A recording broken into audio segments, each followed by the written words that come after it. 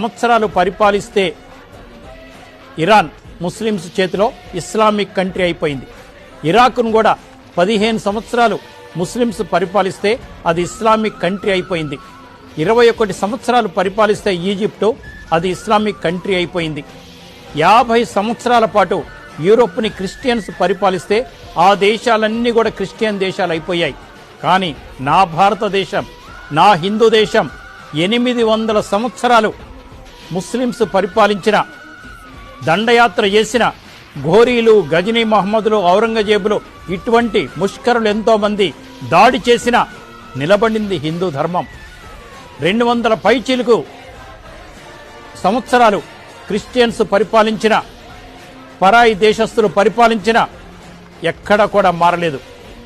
అదే హిందూ దేశం నిలబడింది, హిందుత్వం నిలబడింది. హిందూ దేవతలు పాదాలు కూడా తాకని పరిస్థితి మనం కల్పించాం. అది